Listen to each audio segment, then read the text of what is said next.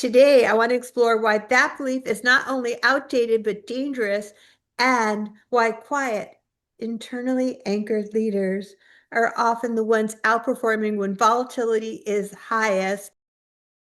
Was the worst year for a lot of us for our mental as well as physical health. So joining us this morning is best-selling author, coach Lisa Goldenthal. Hello and welcome. I'm Lisa G, your host.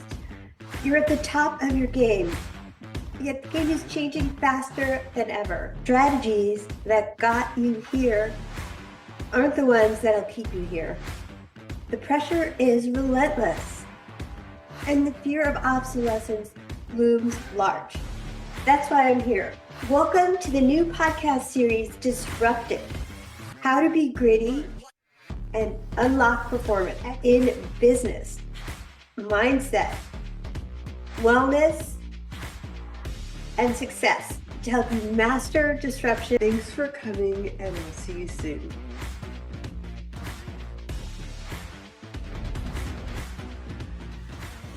Hello and welcome to the podcast.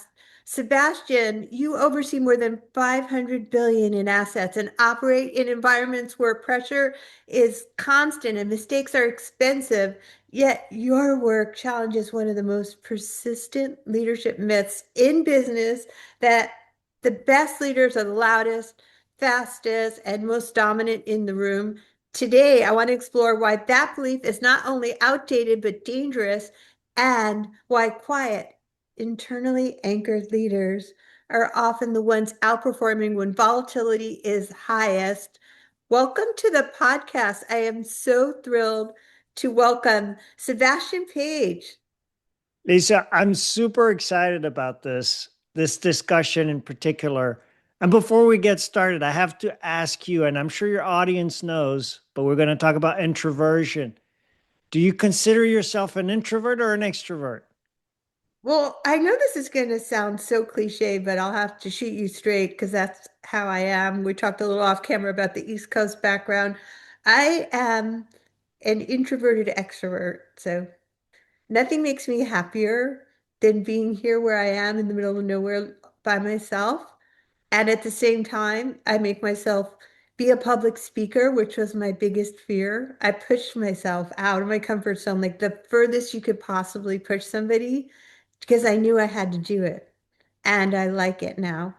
But I love social situations, but if I'm in Vegas for more than 2 days or something like that, I got to get out of there. So I like both sides of me. Is that a good answer? I think it's a perfect answer because we're going to talk about introversion and extroversion. And I don't want us or anybody to stereotype and to think that personality is set in stone. You can change your personality. You can have a different personality in different contexts. Only 35-40% of it is actually heritable. So you get from your parents, your DNA. So we're going to talk about personality, but it's not set in stone, you know? I can say, though, in general, I'm an introvert. And one quick test for people listening: if you go to a social situation, say a cocktail party, after, do you feel more tired or more energized? And you might have fun, but do you feel more tired or more energized at the end? And if you say, I feel a bit tired, a bit drained, then you're most likely leaning towards introversion. Wow, it's so good to know that it's not inheritable and that there's a test and it's not set in stone. Like I said, I had to make myself be so extroverted that nobody would believe I am introverted, because I just had to push myself out there. When you have your own business, as you know, if you're not going to talk about it, nobody else is. Yeah. And, there are some extremes, right? There are some people that are just pure extroverts and it's most of the time, and some people that are very introverted and it's most of the time. But a lot of us will oscillate between the two or sit somewhere in the middle. Again, I lean introverted, but I have aspects of my life, like you, like public speaking, that become, could be at the very least perceived as an extroverted activity. Right. It's so good to know that there is this range and that we all vacillate between one and the other, introverted, extroverted. And why don't we just jump in with reframing the myth? I mean, you argue that introverts make some of the best CEOs, and why has the business world historically rewarded extroversion instead of effectiveness? So I talk about this in the psychology of leadership. There is statistical research that shows that indeed people that get leadership jobs, that get promoted into these roles, tend to score high in extroversion. They're good at talking and they're good at taking charge. There are other traits that correlate positively with leadership. Two more: conscientiousness. Basically, are you organized, working hard, always on time, disciplined? And openness. Are you open to experience? So, we're going to talk about extroversion versus introversion, but let's all remember there are other personality traits that are super interesting as well. So, why is it a myth that those extroverts make the best leaders? Well, again, we don't want to generalize, but introverts have one skill that I've discovered might be the most underrated and most important skill for high level leadership. It's completely counterintuitive. What is that? We think of the top leaders as inspiring figures, great communicators, people who can bring others along. I have found over time, and there's research behind it as well, that one of the top leadership skills, especially as you climb the ladder, is not talking, it's listening. It's a superpower for business leaders. You will end up making wiser decisions if you genuinely listen to the smart people around you. You will end up just being more thoughtful. You will also end up with better working relationships with people around you. You build trust by listening to people.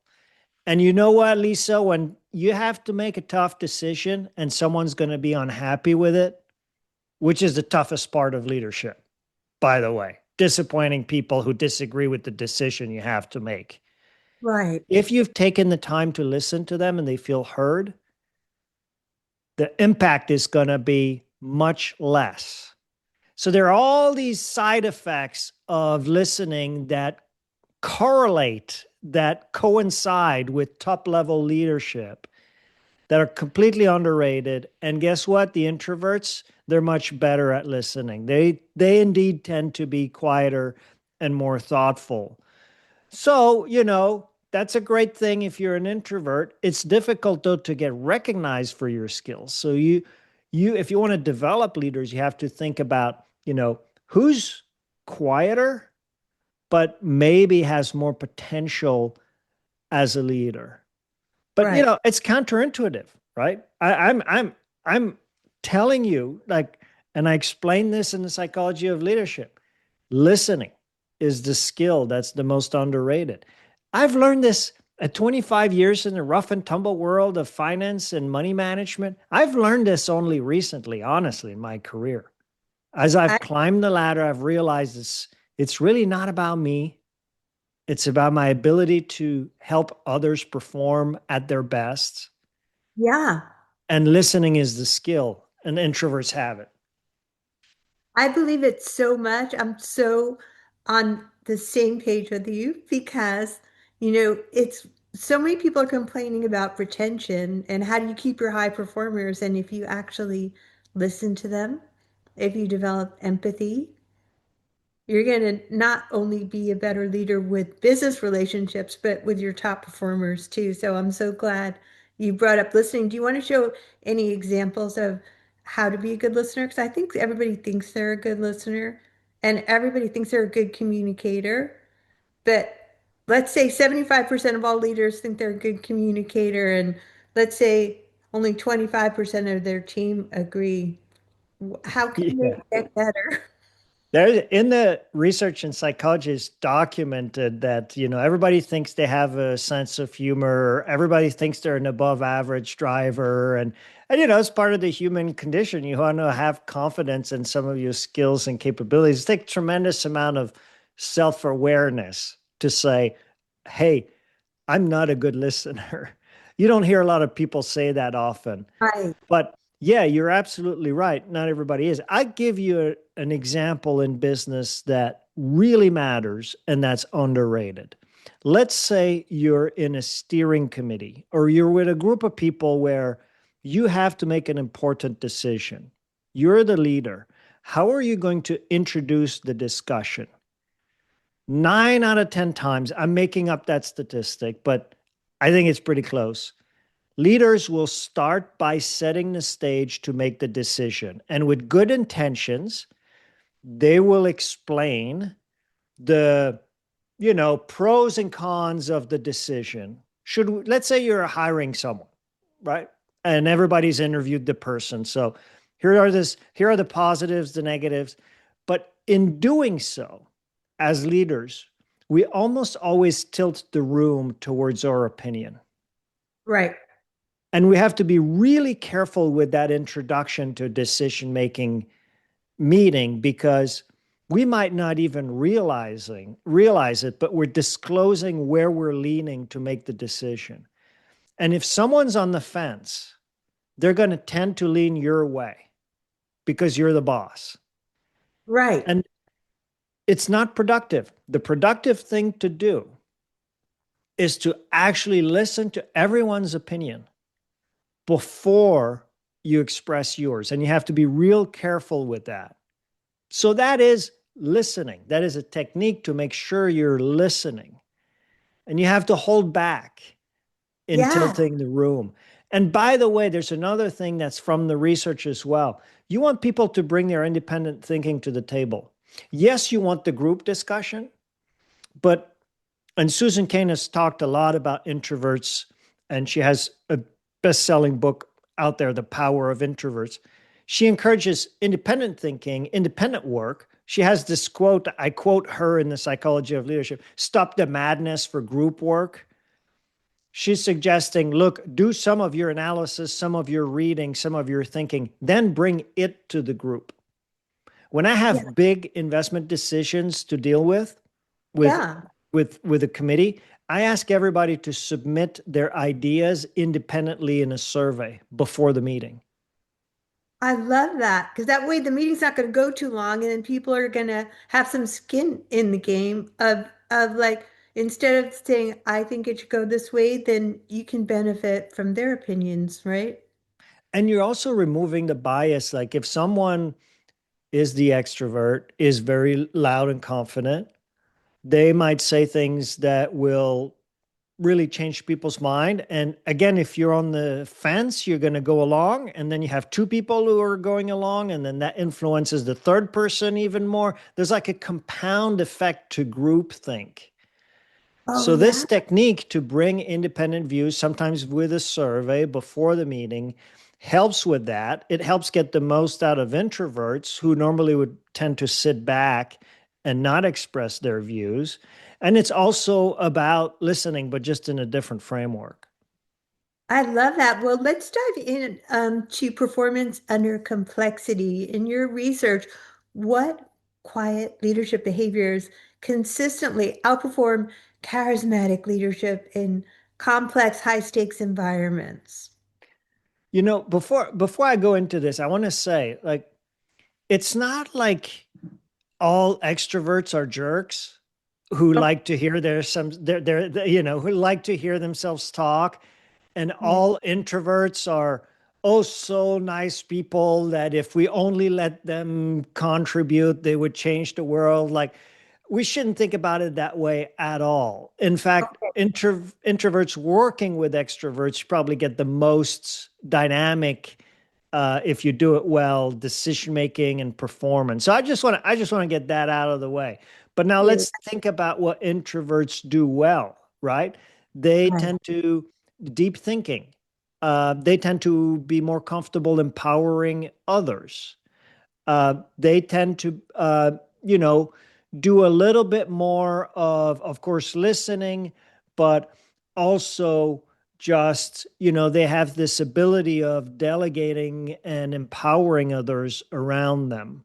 right? So I gave the caveat, like, let's not stereotype extroverts are jerks, introverts are underrated. But there are things, there are qualities in the literature that come out from introversion that are useful for business. And that's why they make great leaders. So it's harder for them to get the promotion, but once they get it, there are some studies that show that they're actually even more effective. And they have more emotional intelligence, I would imagine. It if they've introverted, they probably have a little more empathy and better listening skills. Exactly. And, empathy can be built in many different ways.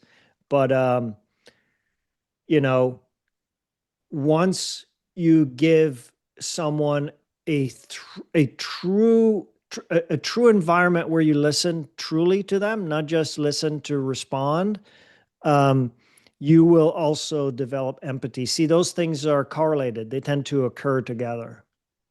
I love that. And I love the fact that to have a well-balanced team, you need both the introverts and the extroverts, and one isn't better than the other when they're all contributing. And I want to give you an example. It's a story that is in the psychology of leadership.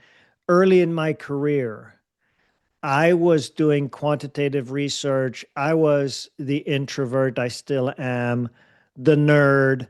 And I hadn't been in front of clients. And my boss came to me and said, Sebastian, we think your research is really good. We want you to fly to Texas and present this to a few investors to convince them to invest money with us. Okay. I go, okay. And my boss goes, you're going to go with this person. I won't name them.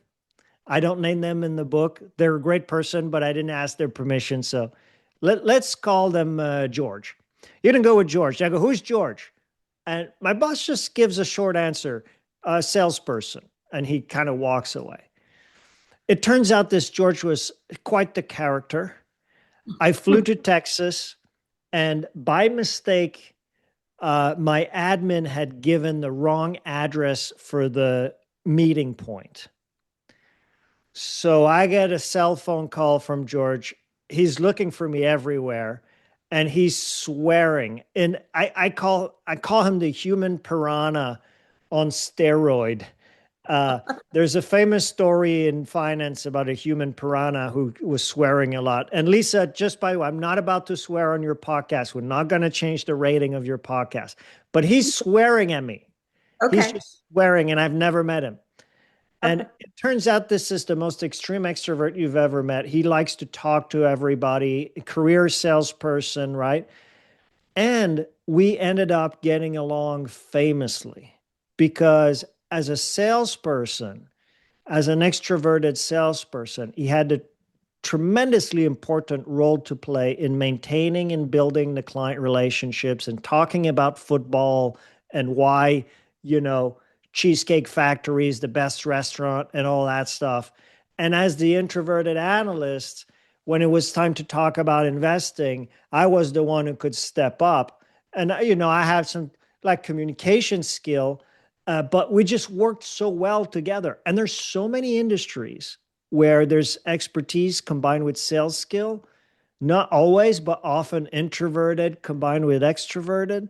Those teams work so well together. We built a business. The human piranha on steroid and I built a business around the research I was doing over the first 3, 4 years of my career.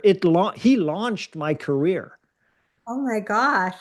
This is such a great story. I love real world examples. So do you have any more real world proof? Because I know it's such a short podcast, but I could talk to you all day because you have such great insight on leadership. Do you have any more examples of an introverted leader who succeeded by not changing who they were, by fully just leaning into it? Look, I'm going to give you names of supposedly introverted leaders. I don't know in which case it's self-disclosed, in which case it's people around them, but there's so many people who are introverted and maybe they have a public figure, but you don't realize really that they might self-report as introverted. Abraham Lincoln, historical figure, Rosa Parks, Gandhi, Barack Obama, Bill Gates, Warren Buffett, Mark Zuckerberg. I think Elon Musk is also an introvert, albeit controversial. Um, so you have all these leaders, they're actually quite introverted and they've been unbelievably successful. And I don't think they've had to change per se into extroverts. So I'm not giving you like one specific example. I'm just saying when you start looking into it, there are quite a lot of famous figures, famous leaders who turn out to be introverts. I think you can see it, right? Like Warren Buffett, you can see it. I think Mark Zuckerberg, you can see it. Bill Gates, like like See that? Yeah. Barack Obama, I have to say, was one of the surprising one because he's just such a great orator. yeah, yeah. And you know what? I will say a lot of introverts make great speakers.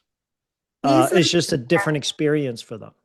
he like the to me, like when I want to get pumped up and I want to speak, I'm listening to that like fired up, ready to go, fired up, ready to go because he has this way of speaking that just nobody I've ever heard can speak quite that way. Yeah, I mean, I think a lot of great speakers might be introverts. Um, I don't know. It's this is the thing. Introversion does not mean poor communication. Ah, good distinction to know. It just means that for you, I like to use the example of the cocktail party, but for you, your energy level goes down. It's more demanding to be in a social situation. My wife is an extrovert, right? So she loves to go and socialize with new people. I have a Right, friend who's a pretty extreme extrovert. And when I used to live in California, there were a lot of kids' birthday parties, right. you know? And those are like, there's a bunch of parents there. You've probably met only a couple of the parents is through the school. And for some reason, when I lived in Southern California, that was a big deal. The kids' birthday parties, a big production, like bouncy house, Oh, yeah. cake. They go all out and spend a ton of money. Yeah, yeah. So I would go to one where both our kids were going with my friend, the extreme extrovert. Uh, and at the end of the party, he's talked to everybody and he's had so much fun learning about everybody. And meanwhile, I'm just exhausted and ready to go home. And that's okay. I like meaningful relationships. I have friends that I've had been friends with for 20, 30 years. And that's really meaningful to me. If it's five or six people, that's much more meaningful than a lot of superficial social interaction. Right. So that reflects my introversion, I think. I love that. I mean, I can relate. And for leaders listening who feel pressure to be louder, faster, or more performative than they naturally are, what permission would you give them today about how real leadership actually works? Real leadership is much more about listening than talking. They have skills that are underrated, but that in the long run will work. Going back to your other question, they don't need to change themselves to be successful. They need to lean into their skill, their ability for listening with empathy, for empowering others, for deeper work. Lean into it and you will get recognized. Also, introverts in general, just came across some research, tend to write better. Now we have AI, everybody can write pretty well. So I don't know if that's still a skill, but organize your thoughts and write better in a more solitary way that you then communicate with other can really give you an edge. Well, thanks, Sebastian. I could speak to you forever, Sebastian Page, but I respect your time and our audience's like regular format is 20 minutes. So where can people find you? Tell us more about your book and whatever you want to leave us with. The book is The Psychology of Leadership. It's available everywhere. You can go buy it on Amazon, super easy. You can find me on social media on LinkedIn and Instagram, Sebastian Page, very easy to find. Well, thanks for being a fabulous guest. I greatly enjoyed the conversation. Likewise, thank you.